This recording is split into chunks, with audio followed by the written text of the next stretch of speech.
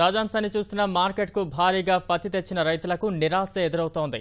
ఖమ్మంలోని CCI తేమ నిబంధనతో కొనకుండా కొర్రీలు పెడుతోంది.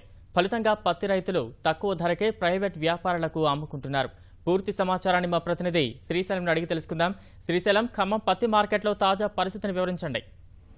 బలరాం, ఖమ్మం పత్తి మార్కెట్ కు ఈ రోజు భారీగా పత్తి వచ్చింది. దాదాపు 10,000 బస్తాల పత్తి ఈ ఒక్కరోజే పత్తి మార్కెట్ కు రైతులంతా తీసుకొచ్చారు. ఖమ్మం జిల్లాతో పాటు నల్గొండ, వరంగల్ తదితర జిల్లాల నుంచి ఖమ్మం పత్తి మార్కెట్ కు పత్తి వస్తుంటుంది. అయితే ఈ రోజు రేపు ఎల్లుండి పండగ నేపథ్యంలో రైతులంతా కూడా సిసిఐ ద్వారా తమ పత్తిని అమ్మేందుకు ఖమ్మం పత్తి మార్కెట్ తీసుకొచ్చారు. అయితే అధికారులు నిబంధనల పేరుతోని రైతులను ఎదురు చూసే ధోరణితో ఆ విధంగా చేయడంతో రైతులంతా కూడా ఇబ్బందులకు గురై అమ్ముకోలేని పరిస్థితిలో ఎంతో కొంతకు ఎవరికో ఒకరికి అమ్మేయాలనే ఉద్దేశంతో రైతులు ఉన్నారు.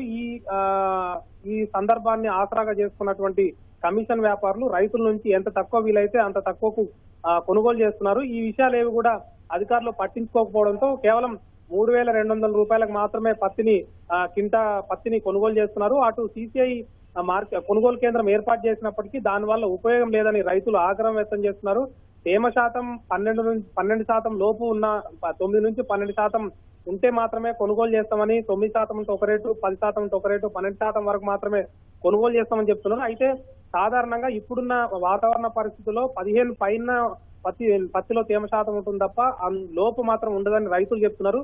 ఈ విషయాలు ఏవి పట్టణట్టు వ్యవహరిస్తున్నటువంటి అధికారులు నిబంధనల పేరుతో రైతులను ఇబ్బంది పెట్టడంతో విధిలేని పరిస్థితుల్లో దిక్కులేని సందర్భంలో కమిషన్ వ్యాపారులకు తమ పత్తిని అమ్మేసుకుంటున్నారు. అయితే ఇది అదునుగా తీసుకున్నటువంటి వ్యాపారులంతా కూడా ఎంత తక్కువ వీలైతే అంత తక్కువ కొనుగోలు చేసి తిరిగి అదే పత్తి మార్కెట్ లో సిసిఐ కొనుగోలు కేంద్రాలను అమ్మి అధిక ధరలకు అమ్మి వాళ్ళు సొమ్ము చేసుకుంటున్నారు. ఈ తతంగానంతా కూడా చూస్తున్నటువంటి అధికారులు చేష్టలుడు చూస్తున్నారు తప్ప రైతులను పట్టించుకొని వాళ్లకు సాయం చేద్దామనే ఆలోచన లేకపోవడంతో రైతాంగం అంతా కూడా నష్టపోతున్నారు.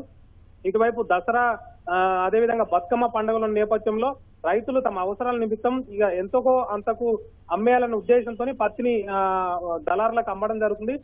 అధికారులు మార్కెట్ లో ఉన్నప్పటికీ వారి బాధలను పట్టించుకునే పరిస్థితి లేకుండా పోయింది. దానికి తోడు ఖమ్మం జెడ్పీసీఓ నగేష్ కూడా పత్తి యార్డ్ ను పరిశీలించడం జరిగింది. అక్కడున్న ఏర్పాట్ల మీద అధికారులపై ఆయన అసంతృప్తి వ్యక్తం చేశారు.